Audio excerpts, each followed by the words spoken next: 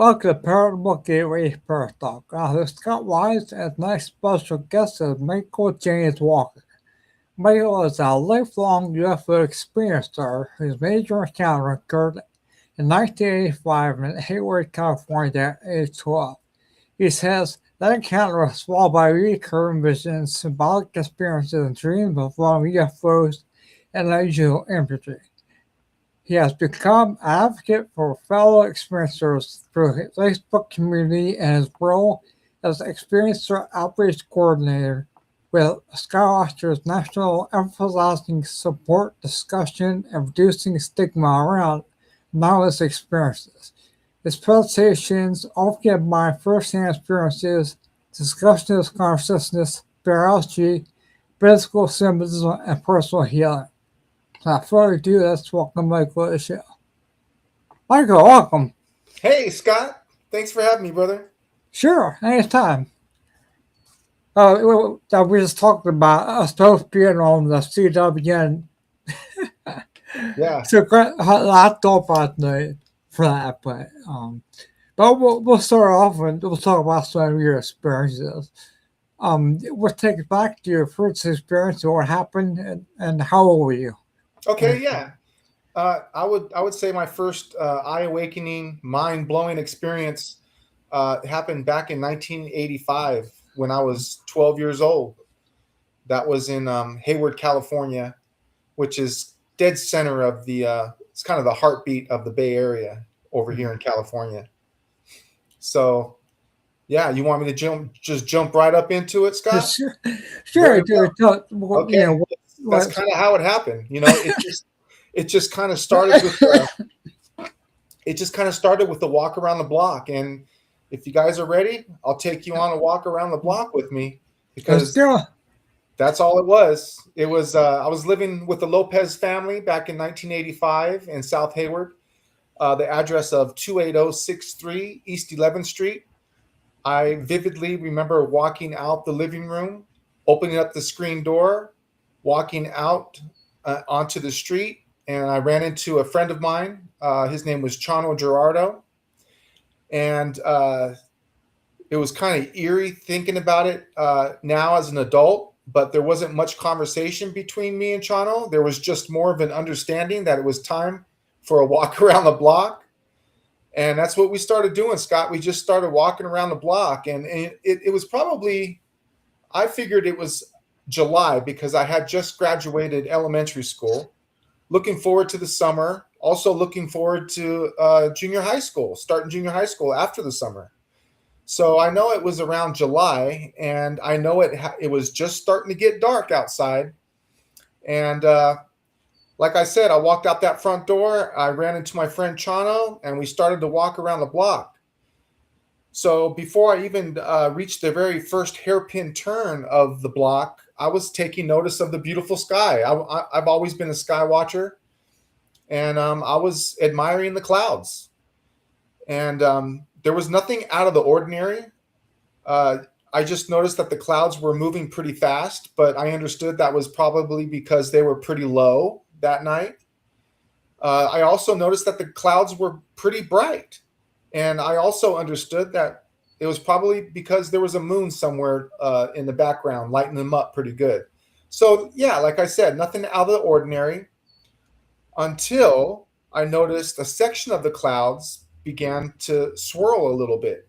It was a very slow, small swirl, and it got big very fast. So I had a couple of thoughts that ran through my mind before I completely blacked out. And those thoughts were, oh my God, are those clouds starting to swirl? Oh my God, yes, they are swirling, and they're swirling fast because it was a slow, small, and then it got big and fast. I blacked out, and my very next conscious moment, I was no longer on East 11th Street. I was on East 10th Street, facing north instead of south. So I was displaced about a half a block around the corner and up the road. And I find myself standing beneath a flying saucer. I recognized the flying saucer right away. I heard of these things before, so I knew what I was looking at. My arms were tucked to my side of my body like a soldier. That's what I felt like, Scott. I felt like I was a soldier. I couldn't move. My head was propped straight up like this, and I am looking at the belly of a flying saucer. And this is a depiction of what I was Yeah. looking at right here.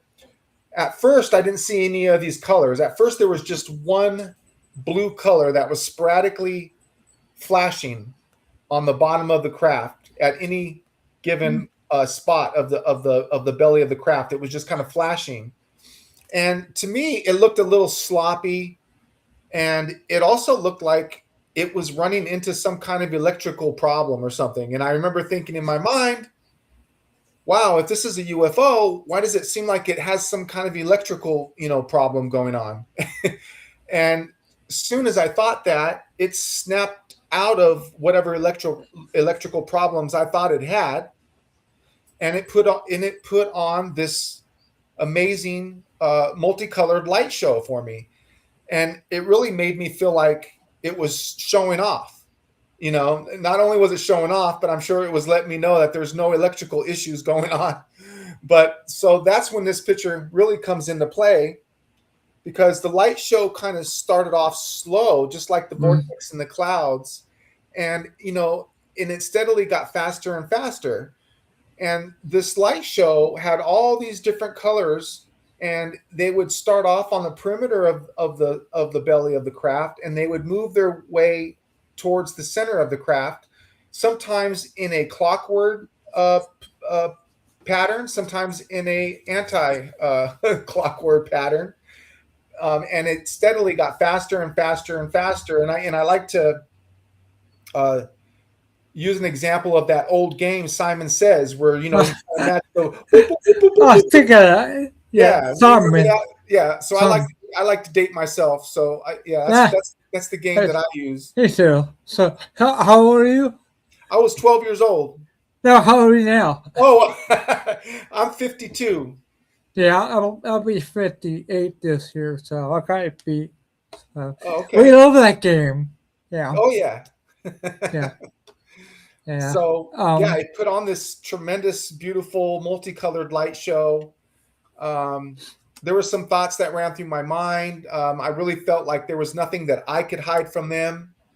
I felt like they understood that I was no threat to them, and I understood that they were no threat to me. I felt like there was no secrets that I could be holding in my mind. I kind of felt a little naked in a sense. So, the most confusing part of my experience is the vortex in the clouds. And it took me many, many years to kind of put that part of the puzzle together to actually stand up and be brave enough with myself and everybody else and start to call it what it was, because there was years where I thought, oh, it was just a UFO sighting. Sometimes I thought, what, maybe it was just a random flyby. And, they're like, hey, look, a couple of kids, let's go down there and check them out. Yeah. And, it's been an emotional roller coaster for me, wondering if I was special enough for it to be anything other than just a UFO sighting. And then there's also the feelings of, how dare they? If they took me, how dare they take me without my permission? So it's been this emotional roller coaster that I've definitely gone on in my life. But and Scott, I used to leave out that part of the story for many years, the vortex in the clouds and me blacking out. I used to leave that out of the story because I really felt like that discredited my UFO story that I had to tell people. Everyone's heard of UFOs, no, from what I gathered, no one's ever heard of a vortex in the clouds that makes you black out. I didn't think that had anything to do with the UFO until I got older and I started studying the phenomenon for so many years through other fellow experiencers. I realized that there's a major puzzle piece here. I realized that vortex in the clouds, that was the initial point of contact. That's when they took me. When I blacked out, they captured me. And, there's a lot of misconceptions out there when people, claim to be abducted by UFOs, everyone thinks that we have all this memory retained, and that's not true. In many cases, like mine, a lot of it is locked into our subconscious, and you're left with the lifetime of putting puzzle pieces together. And I realize I'm probably not going to figure out most of my own case, let alone the phenomenon itself. So yeah, the vortex in the clouds was the initial point of when they captured me, and when I blacked out. And then when I came to, it was like almost instantaneously I came to, and I'm standing beneath this flying saucer. At that point, they were done with me, Scott. So, that part that I just explained to you and your listener right now took me about 25, 35 years to figure out for myself. That was the most confusing part is the vortex in the clouds. Yeah. I can imagine how it was for you to process that being as young as you were, though. What's that, Scott? It'd be pretty hard for you to process that being as young as you were. Like, what's that? Especially at 12 years old, Yeah.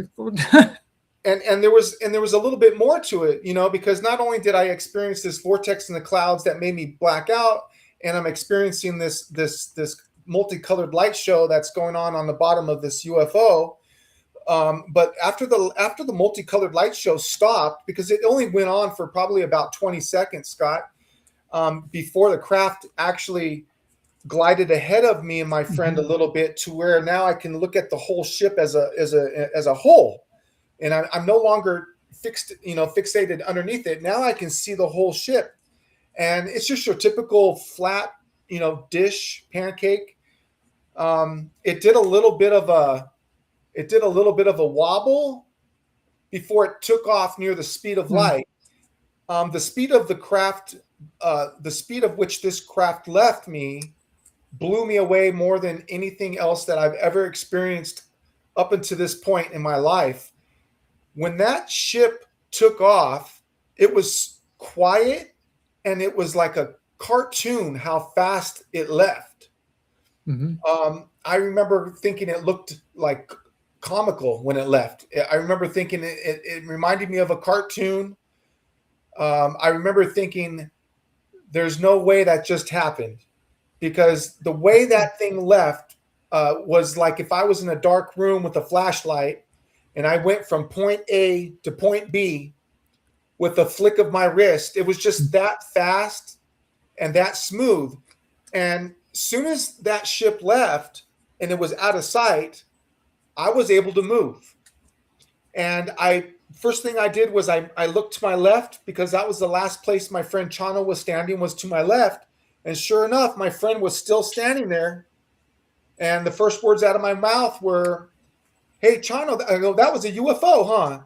And he goes, "Yeah." And he didn't seem very impressed about it. And that blew me away as well. So that was kind of hard to deal with as well, It was kind of a quiet rest of the walk around the block. I could tell that Chano did not want to talk about what we just experienced, and I wanted to talk about it. But I kept quiet for the rest of the walk around the block until we ran into his older brother Peter, and his older brother's friends were hanging out in front of Chano's house, and I couldn't wait to tell somebody else about the experience that we just had.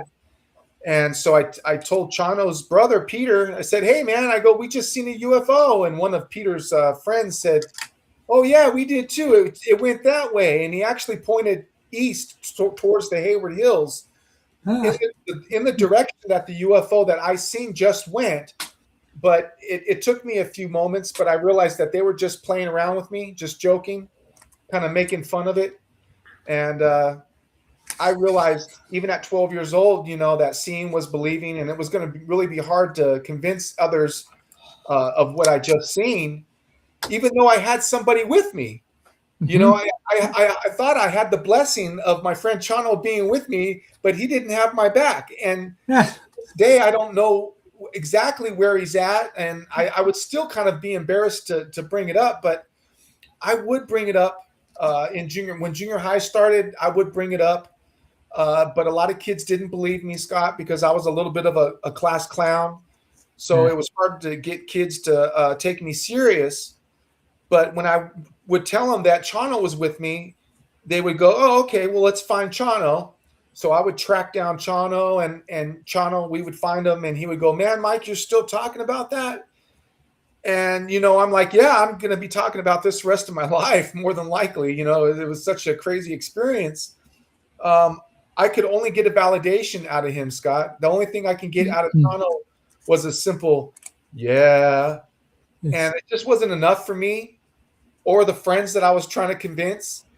So Yeah. I just kind of left it all alone. I left Chano alone, and I left the whole UFO experience kind of alone because I just got jaded. I got tired of and burnt out of trying to convince everybody and their mother that that I had this experience. So I left it alone for quite a long time, Scott, before I picked it back up.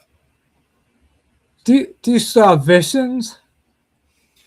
So I no longer really have what I would call visions. I do have some sort of communication that's kind of far and few in between. Um, I had what I thought were crazy dreams soon after the UFO experience. That later I became brave enough and thought maybe they were visions that I was seeing. And then, as of late, Scott, I wonder if some of these things that I had in my mind were actually implanted in my mind by them while I was on the ship, or maybe it was something that they showed me on the ship, because that's kind of a typical thing, a commonality that you find through other experiencers is you hear this all the time. When they're on board the craft, they were shown this screen and they showed them all these like somewhat apocalyptic events that happen to the earth, or they'll explain to them, hey, this is what's going to happen to your home or your planet if you guys continue to operate from greed and rather than love, you know. Uh, so some of these dreams that I had, they were nothing that I just woke up from and went, oh man, that was a crazy dream. There was no waking up the next morning thinking, wow, that was a crazy dream. It was just more like something that was implanted in my mind. It was like a memory that I've known. But at the time, I did chalk them up as dreams.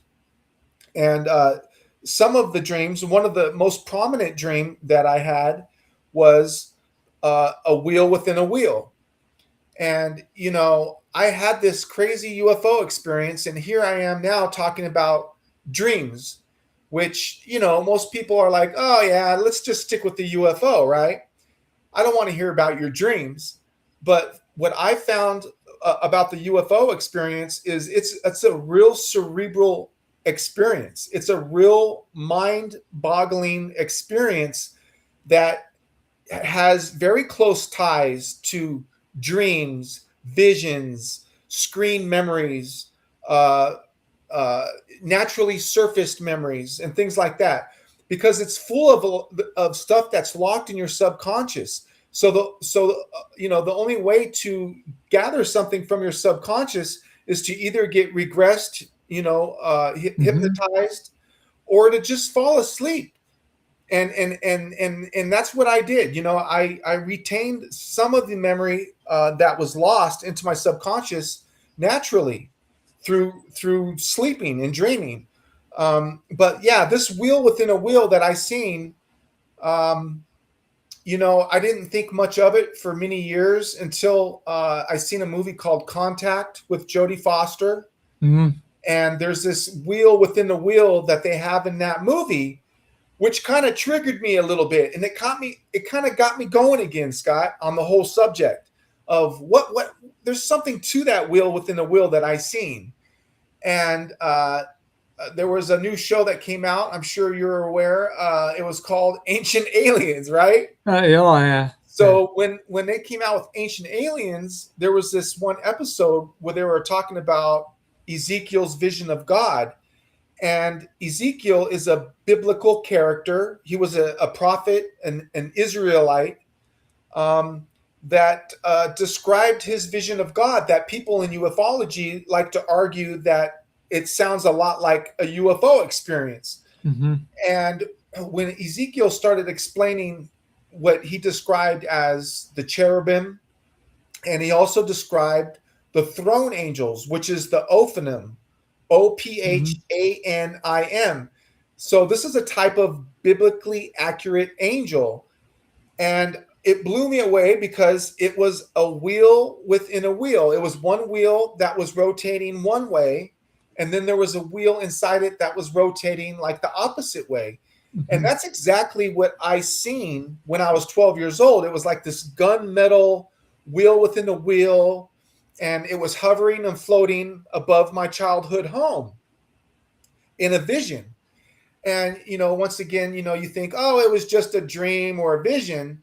But as I got older and I learned that this was a biblically accurate angel, I really felt like, then why did I see it as a 12-year-old, Scott? I felt like I didn't have any business seeing something like that unless it was real, unless there had to have been something to it. So that's what I felt. I felt there has to be something to it. If they're telling me that this wheel within the wheel is a biblically accurate angel, I want to look into the whole angel hierarchy. So that's what I did. I started studying the angel hierarchy, and I realized that there's this 9 choir of angels that are separated into 3 different spheres. You have your first sphere, your second sphere, and your third sphere. And each sphere has 3 angels in there. And it looks like I've experienced the Ophanim, which is the 3rd highest ranking angel in the angel hierarchy. And, like I said, it's called the Ophanim. It's called the throne angel. They like to, sometimes they even call it the Merkabah, the spirit's chariot. I believe there was even a religion that was created, Scott, after Ezekiel's experience, which consisted of people trying to reenact what Ezekiel experienced, or try to experience exactly what he experienced. So yeah, they've made an entire religion. It's called Merkabah mysticism. So it just made me dive into all these things that I had no idea about. I was never really into religion. I've always been kind of a spiritual guy, I would believe, but never really, a serious religious guy. But I really felt like I had to look into it because I was getting triggered every time I would see or hear someone mention about this wheel within the wheel. So yeah, that was one of my main visions that I had. A couple of other ones that I had real fast were me running from a crashing flood as a giant, and I'm jumping up onto Stonehenge for safety.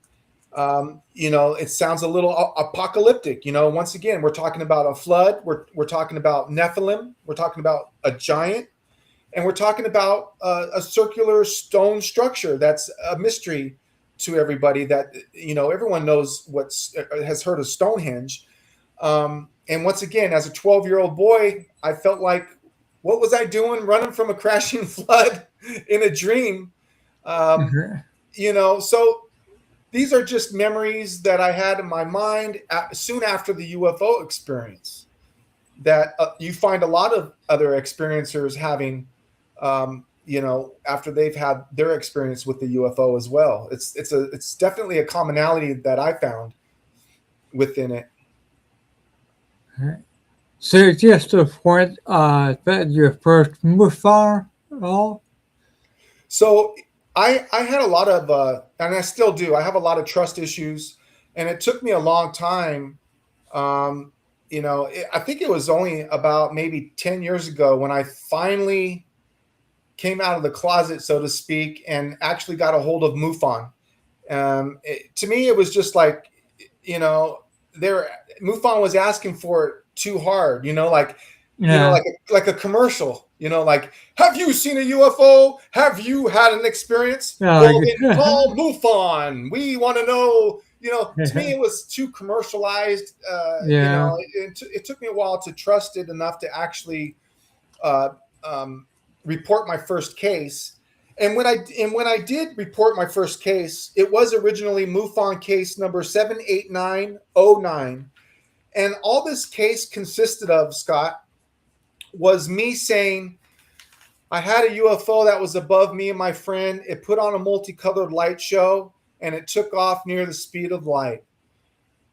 And that's pretty much all I said. And that was the case. And it took me years to realize that there was more pieces of that puzzle, and there was more story to that experience than just what I said there. So I got a hold of Earl Grey. I'm sure you're familiar with that. I don't know if you're familiar with Earl Grey. He passed away not too long ago. Rest in peace. But he was the Southern California's MUFON director at the time, and he reopened my case, and I got to retell my story to him, my experience, the way I've learned it, as of late. And I got to let him know all the details about the vortex in the clouds, about things that happened prior to that experience that I would consider screen memories that prompted me to realize they have been taking me earlier than 12 years old. And we'll get into that a little bit later, hopefully. But yeah, Earl Grey reopened my case, and he also referred me to Dev Rugney. She's the Northern California MUFON director, and I kind of closed my case with her. And the new case number is now 122240. That's the new case number that they gave me for that one. And yeah, I actually opened up another MUFON case. After I figured I got to trust somebody, right, Scott? I just couldn't keep it to myself. I was like, what are they going to do to me? They're going to send FBI agents to my house. Send FBI agents to my house. Whatever. I don't care. At the moment, I was just like, you know what? I got to trust something in my life. So I finally was brave enough to reopen my case and let MUFON know everything that I felt that happened to me that night, and other things that kind of happened to me around that whole experience. So, looking back, did you ever understand anything differently from that point to now? Did I ever stand what, Scott? For the first camera, did you understand anything differently now than you did back then? Did you learn anything? I left it alone for quite a while. It wasn't until I was around 19 years old when I joined the Navy, and there were some things that I experienced in the Navy that I learned probably had something to do with my UFO experience. There were some things that you would probably consider remote viewing or astral projection. These things that I was doing when I was 19, I was in the U.S. Navy, stationed in Pearl Harbor in the early 90s. And I remember laying in my bed one night, and as I closed my eyes, excuse me, I noticed that if I concentrated hard enough, it felt like I could really make, everything dark and swirly. And I started popping into these random places, and these places that I was popping into were so real that I seen other people in this reality that I popped into, and most people could not see me. But whenever there was somebody that did see me in these little worlds that I was popping into, it would scare me. It would scare me so much that I would wake myself up and kind of pop back out of that little realm that I just visited. And I told myself as I laid in my bed, there's no way that I just did that, right? So what I did was I would try it 2 or 3 times. I'll go, oh, wait a minute, that's crazy. That did not just happen. So what I would do is I would not only close my eyes, but I would cover them too, because it helps. The darker it is, the easier it was for me to pop into these random places. So I kept doing it. I did it like 2 more times.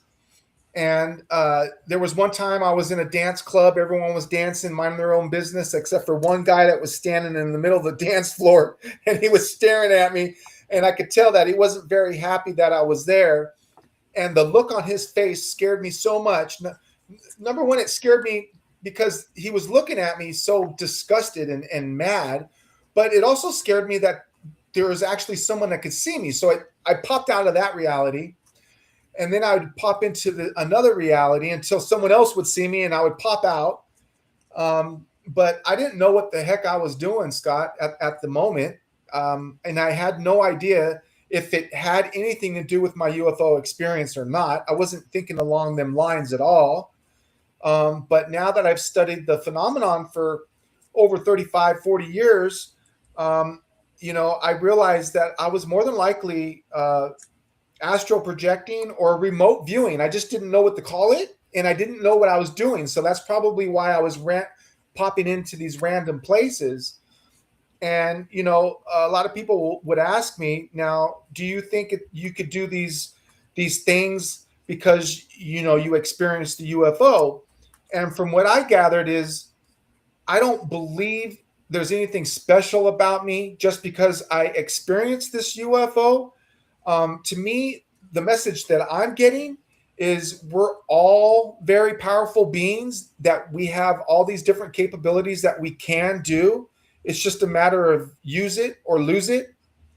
If you're brought up thinking that, you can only hear, sight, sound, taste, and any other, talented thing that you do would be considered extra central perception. They call it ESP. And, if you're programmed to think that, that's kind of hogwash or it's kind of silly, then you're more than likely not going to be using those talents or tools that you have. So that's where I come up with, I believe you use it or lose it. There may be something that the UFO did to me to help me I think it had everything to do with my pineal gland, to be honest with you, Scott. The most attacked part of the human body is our pineal gland. It's our third eye. And there's some magical things that you can do with that third eye. And I think there's a program out there to keep people at a certain level of not using that pineal gland very much. You know what I mean? Because if we're going around using our pineal gland and we're going around using all these extra talents that we're kind of born with, then there's no money to be made in healing you if you're walking around healing yourself with, meditation and using your third eye and the pineal gland, all these other things. So those are just theories that I have and kind of messages that I'm getting from these beings that I've actually never even seen before. Mm-hmm. So, do your experiences feel consistent over the years, or have the nature of contact changed or evolved? So, yeah, contact has changed. And I think that kind of goes for most experiencers. Most of the abductions and the activity does happen at an earlier age. And as you get older, it gets further and farther in between. But that doesn't necessarily mean that I have not had communication with these beings. I'll give you a really good example of some of the communication that I have with them, and it's straight from the heart. Whenever I throw something out there to them and I'm thinking about them, they answer my questions that I have or requests that I have. And one of them is my wife. She's known me for many, many years. She was 17 when I met her. I was 19, and she's always known that I was a UFO experiencer. But for me to suggest that I was abducted was a little too much for her to hear, which is totally understandable. so what I did was I pouted for quite a while, and and then I reached a point in my life where I was tired of pouting about it, and I was like, well, instead of going around pouting about why my wife is not on the same page with me on the whole UFO subject as I am, I decided to pray. And it wasn't a religious pray, it was more of a spiritual thought that I had that came from my heart and my energy table with crystals and everything, that I started getting into meditation. And so I kind of put this thought out there that I would love to have an experience with my wife this time. That way, she would kind of be more on the same page with me with the whole UFO experience. And that's exactly what happened, Scott. July 21st, 2022, me and my wife were living in San Leandro, California. At the time, we went outside and I see this object. And initially, I knew it wasn't a drone. I knew it wasn't a Mylar balloon. But I have embarrassed myself before over Mylar balloons and drones in front of my wife. That as soon as the sun hits those Mylar balloons a certain way, you know, it takes a few moments, and then I realize, oh my gosh, because sometimes I would get triggered as an experiencer. You kind of get triggered sometimes, when you see things, especially when you're looking up in the sky like me. I'm definitely been a sky watcher my entire life, and I seen this object and I didn't want to embarrass myself. So I just said, hey, what kind of drone is that?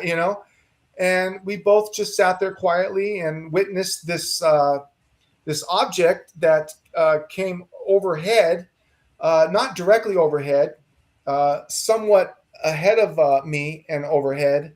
And it was much higher than the UFO I experienced in 1985. The 1985 UFO was approximately 150 to maybe 250 feet above the nearest telephone pole. Was about how high the 1985 UFO was. This was much higher, and it was hard to get an eyeball on this craft because it was kind of flipping. I didn't know if it was flipping, rolling, rotating. There was even a point where I thought, is this thing starting to shapeshift? It was really hard to lay an eye on this this object that was coming overhead somewhat.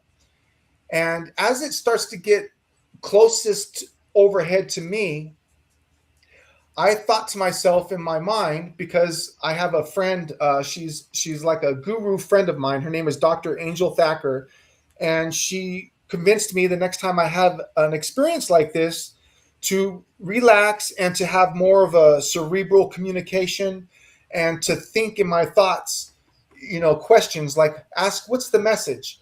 So that's what I did. I remembered to just slow down my mind and to think in my mind out loud, what's the message? And as soon as I thought, what's the message, the ring that I saw that was flipping around slowed up a little bit, and it actually illuminated a pattern of brilliant, beautiful white lights. And I'll show you the pattern of lights. I've made a sketch of it right here. So this is the pattern of lights that it gave me. It was dot, dot, dot, dot, and then it looked like the beginning of another dot, but it was a line that ended like a curved dot.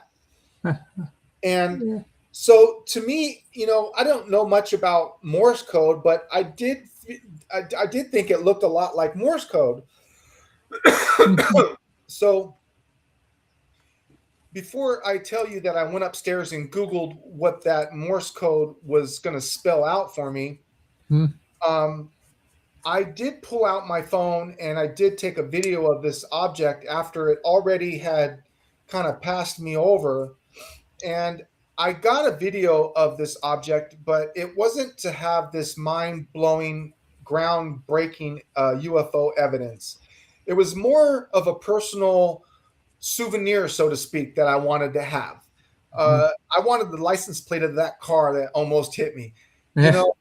I knew that it was just going to be this light in the sky because, like I said, it was pretty high. Even when it was nearest overhead of me, it was still pretty high. And I let it pass me up quite a bit. I was kind of in a daze. Me and my wife were just staring at it for quite a while until it was out of sight.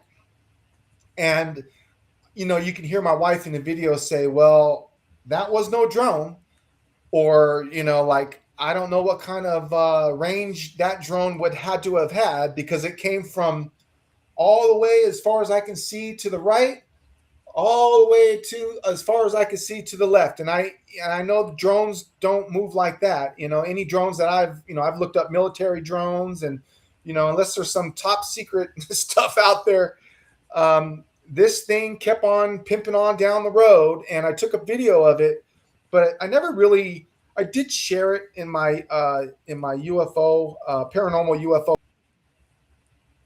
California group. I have a private UFO experiencer group that I've created about 8 years ago, and I've shared it, but it's like I said, it's not this groundbreaking evidence. It's just this another light in the sky. I'm just another experiencer that says, "Hey, look, there's this light in the sky." But I did report this this video.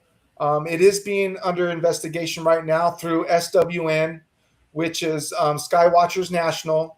It's being investigated by my investigator, Jim Hallahan. He's one of the most brightest, intelligent, nicest guys I've met. And I know, Scott, you know who I'm talking about because we're all on the same team here. Yeah. And we'll get into that, of course, in a little bit. But yeah, my case is definitely being investigated. And, I may even very well end up getting regressed and hypnotized. And, I might have some more parts of this story to tell and puzzle pieces to fill in, sometime soon. But I did have this experience that I prayed for with my wife. And initially, it didn't change the world. My wife didn't go run out and join MUFON or join my private group, Paranormal UFO California. But it did change our life to the extent where at least we can have a conversation about UFOs. We may not be able to sit down and watch an entire UFO documentary or a movie or anything. I have to wait till I'm alone to watch those things. But she's always been into paranormal. One of our favorite shows is Ghost Hunters and Ghost Adventures. And so we always watch Ghost Adventures and stuff together. But as far as UFOs, it kind of bores her, kind of puts her to sleep. She kind of thinks it's the same old story. Where's the real evidence? For some reason, we just can't seem to, get the real evidence. Kind of similar with Bigfoot, But I didn't want to push her too much, Scott, on this whole experience we had together. So I just kind of left it as it was. She explained to me what she saw. I explained to her what I saw. And we kind of left it alone until a couple of years ago when I was at a UFO conference in the Bay Area for Lorian Fenton. She produces UFO Con every year. She's been doing it for the last 16 years. And I've been privileged enough to have been to about four of her last UFO cons. And I have been a speaker for her as well. So I let it off one year as a speaker, and I just explained my entire experience to everybody that was in the crowd. And as I was done and walking back to my vendor table, Dev Rugney followed me out, and she goes, "Michael, I'm Dev Rugney. I'm the one that Earl Grey referred you to and helped finish reopening up your MUFON case." And I'm like, "Oh yeah, how you doing, Dev?" And she said, "You know what? I really think you should open up another case with MUFON because I'm sure there's other people that have experienced this craft that you've experienced." So I went home and I started working on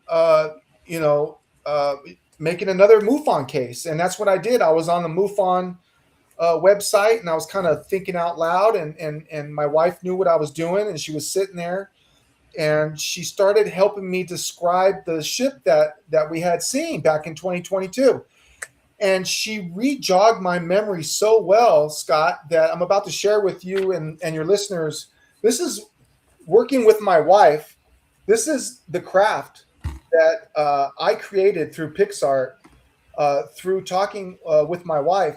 She was able to describe more of the detail of the craft that was right here. And I was more focused on the ring with the pattern of lights that it displayed for me when I asked what the message was.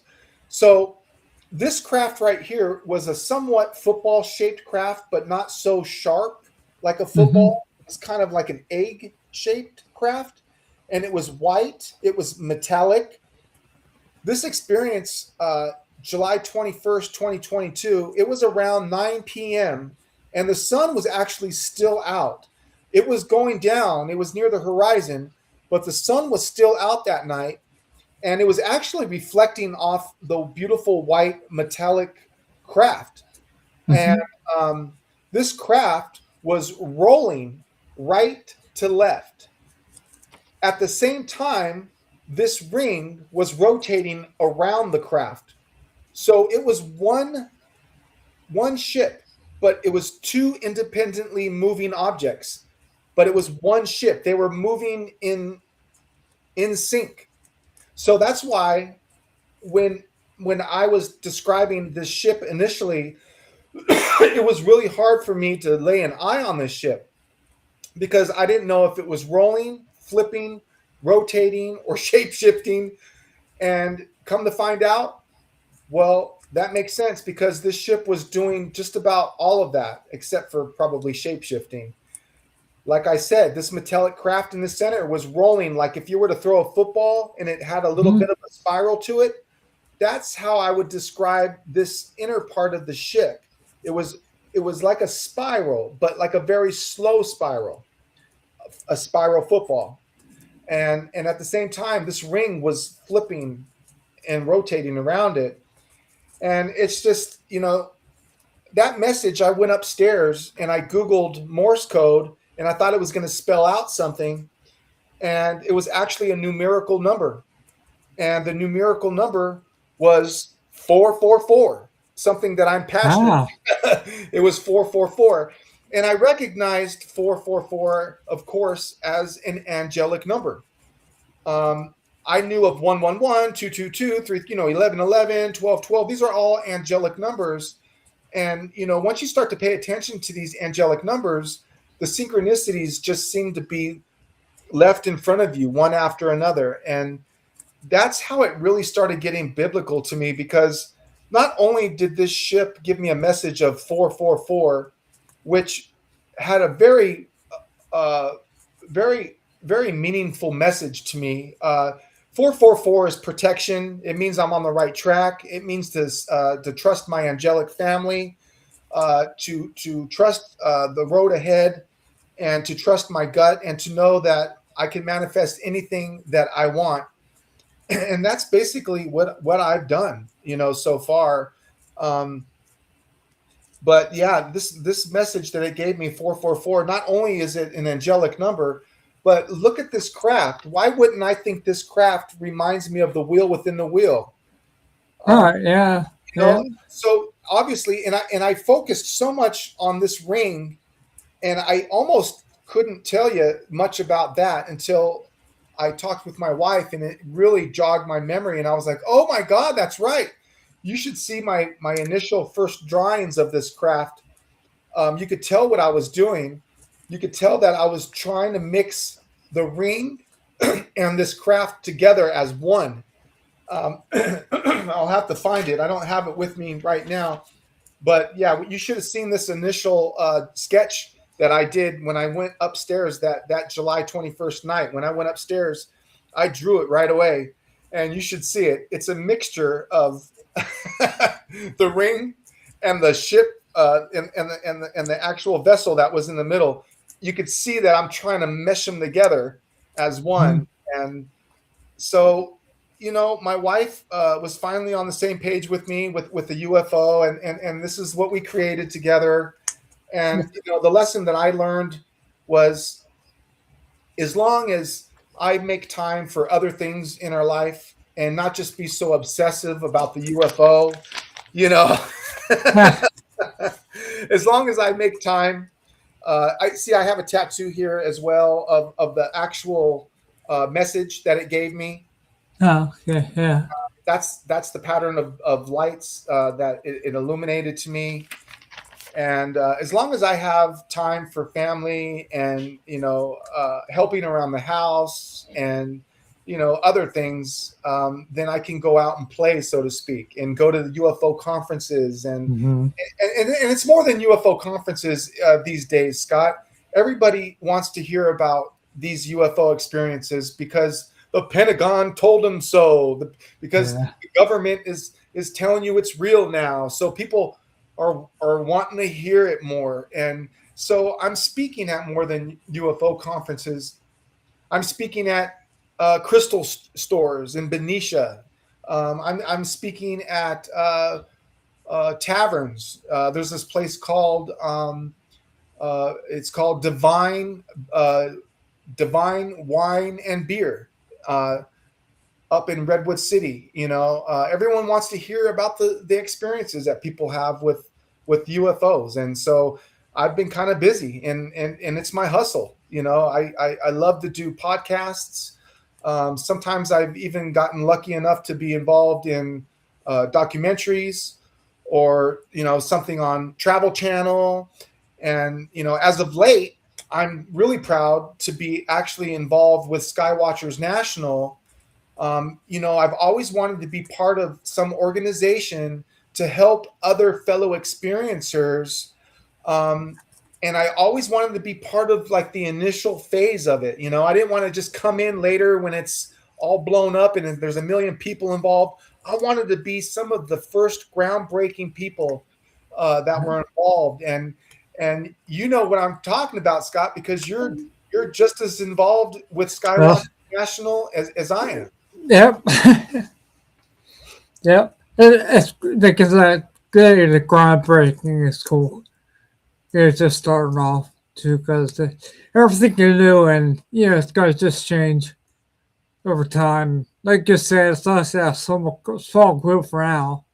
And I know that Kate's looking for more members too. So, Yeah, um, yeah. it all started with the podcast that I did, Paranormally, right? Mhm. With Jim Hallahan and Kay Golden Rose, Mhm. and they were talking about this Skywatchers National, and I just felt compelled and drawn to it. My gut, my intuition told me that I should probably look into it and get more involved. And so that's exactly what I did, because I know as an experiencer that we kind of live life in a duality. Some of our closest people in our lives may not be on the same page as we are with the whole experience that we'd like to share. And for the most part, we got to kind of keep it to ourselves. Except for the times that we're living in now seem to be a little bit better, a little bit more okay to speak about it. So I think we're going to be getting a floodgate of more and more people that are reflecting on some of the things that they experienced in their past, that more than likely they just brushed off as something else, which I've done definitely in my life. I've brushed things off before. Like, oh, that must have been a dream. Oh, that must have been a ghost. Like, no, I think that they have been taking me for a lot longer than just 1985. Um, I remember waking up in the middle of the night, and there's this 1950s waitress. She's about 4 foot tall, and she's walking towards me with a plate of food. And this is not a dream. This is me waking up in my bed, looking down on the floor at a 4 foot waitress coming towards me, and she's made up of static.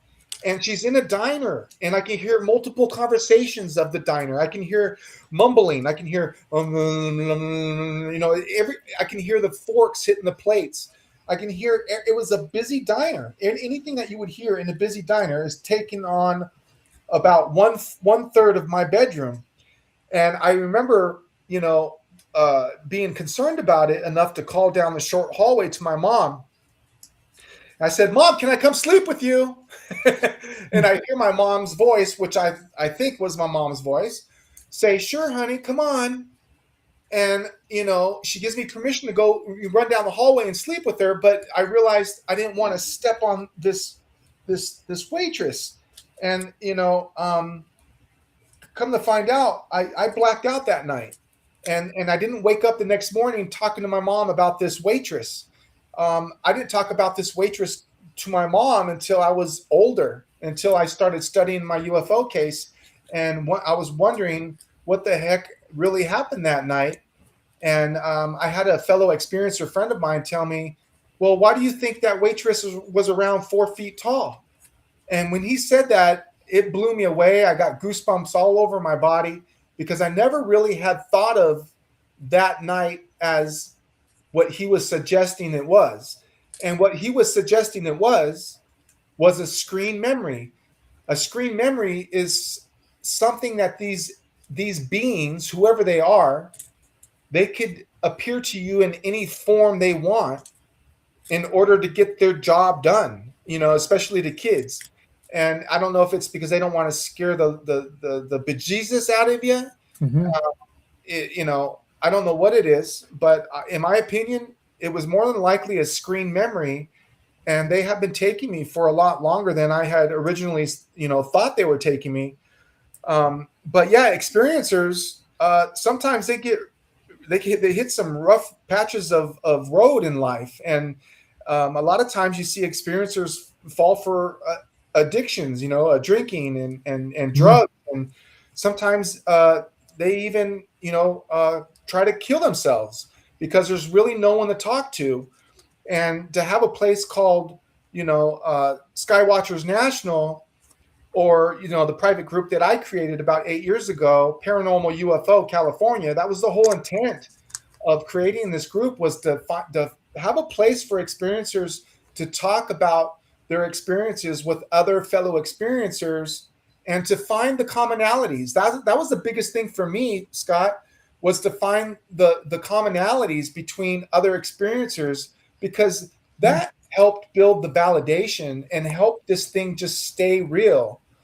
And I was just so honored to be part of Skywatchers National, with Kay Golden Rose and Jim Hallahan, and I got Scott Weiss, we got Robert Salas, we got Joey George, the UFO magnet, and we're looking for a hypnotherapist. So we're going to have an entire team dedicated to supporting fellow experiencers and to have a true, honest investigation as well.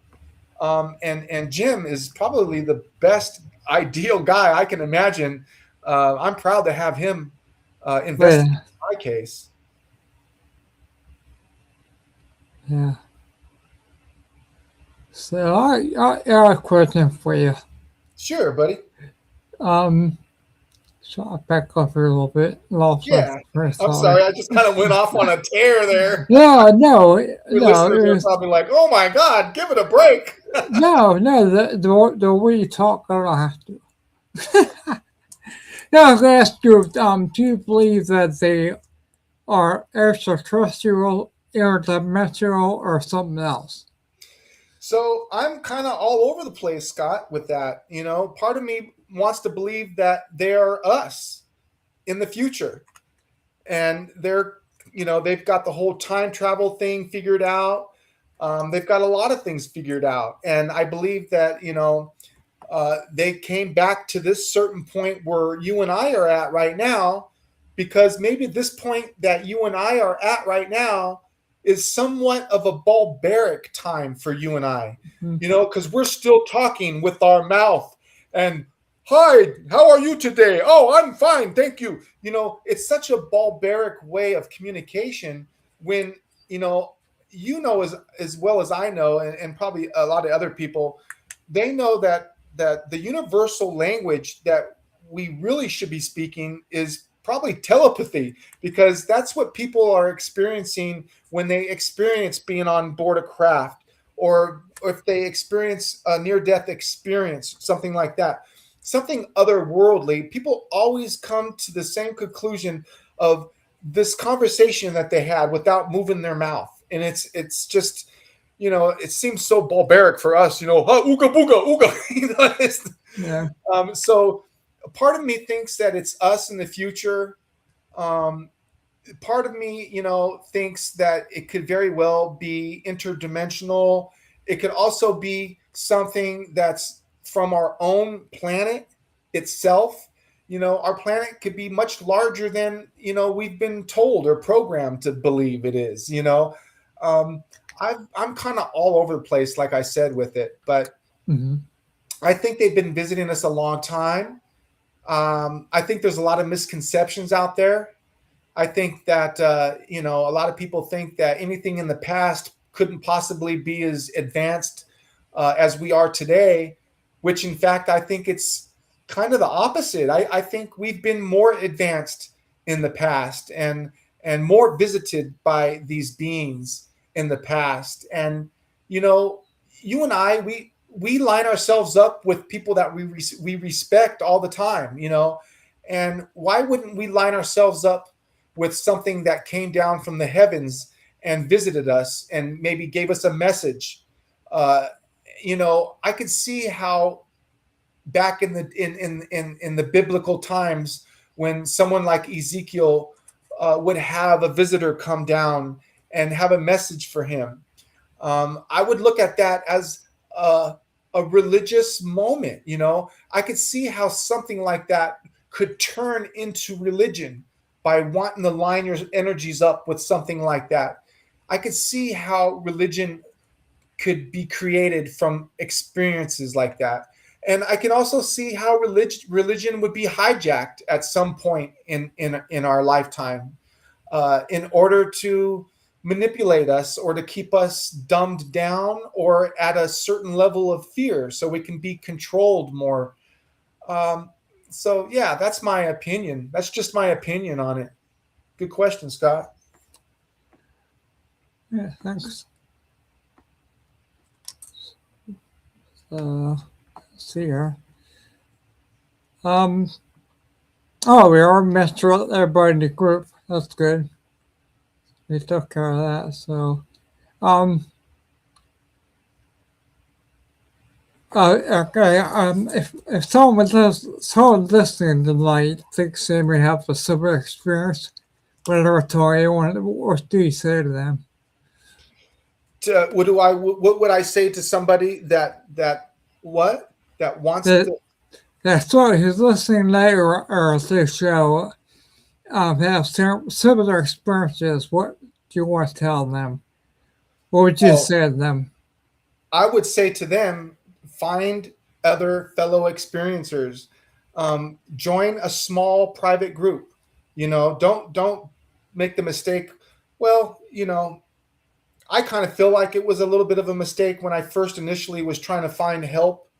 I would go to these humongous groups, and try to friend everybody that was anybody in ufology.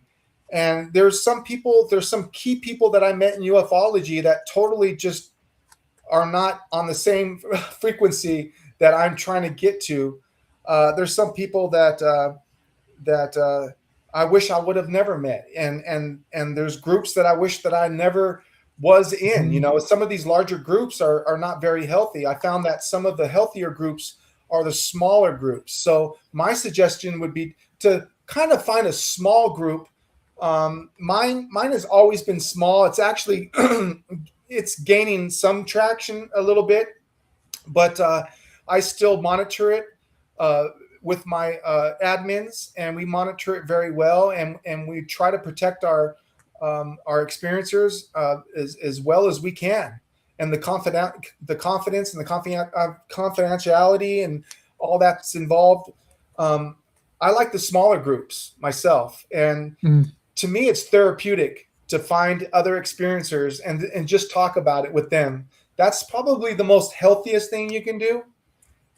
If you find yourself having an experience, and you can't talk to, anybody at your work or at your home, or your wife, your girlfriend, or friends like that. It's just sometimes you've got to kind of do your own research. That's my suggestion.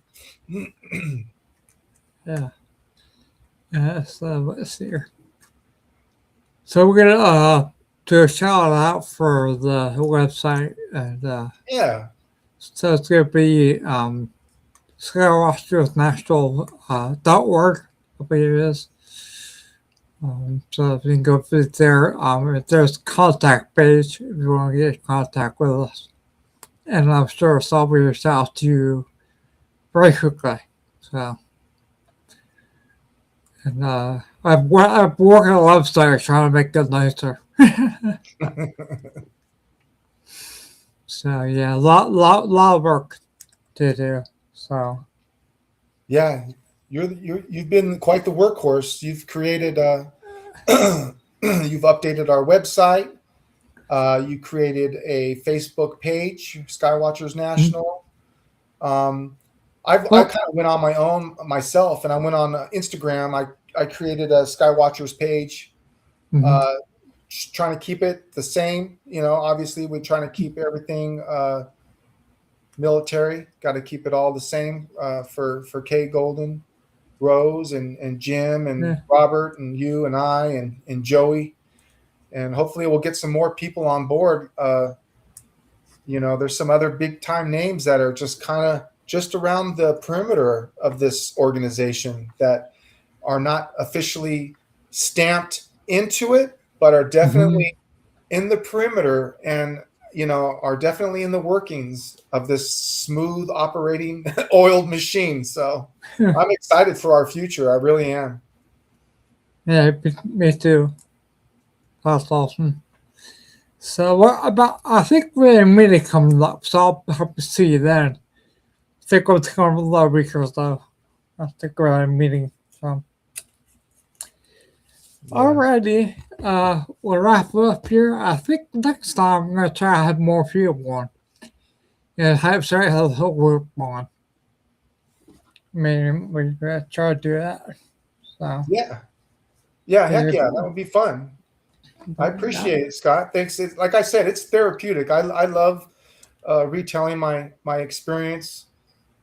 It really mm, helps me. It's so therapeutic, and and hopefully there's people out there that if they did have an experience, maybe there's some things that I touched on where they'll take advantage of some of the things that Skywatchers National have to offer, or even my Facebook group, Paranormal UFO California. Just find me on Facebook. If you punch in mm, James Michael Walker, you should find me easy. My nickname is Skywalker, and I'm just simply a Facebook guy. I'm not trying to make money. I've got quite a few things going on in Facebook. I've got my regular Facebook page. I've got Ophinum Energy. It's a craft page where I make organite with crystals, metal, and resin and epoxy.